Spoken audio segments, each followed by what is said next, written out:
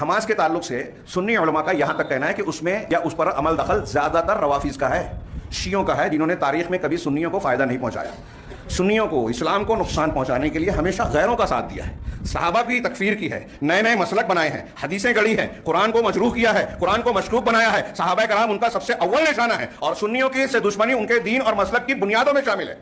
السلام علیکم ورحمۃ اللہ وبرکاتہ۔ اللہ سے دعا کرتے ہیں کہ آپ لوگ خیریت سے ہوں گے۔ حماس والے سیاہ ہیں، ان کی حمایت نہ کریں۔ دنیا سے محبت ہے، اور جب دنیا سے محبت ہوگی پھر آپ اپنی جان اللہ کی راہ میں دینے کے لیے تیار نہیں ہوں گے، سیدھی سی بات ہے، اپنی کوئی چیز بھی کھونے کے لیے تیار نہیں ہوں گے۔ یہ معاملہ اس لیول تک آہستہ آہستہ بگڑا ہے نا، ایک دن میں تو نہیں بگڑا، تو سیدھی سی بات ہے، بزدلی ہے۔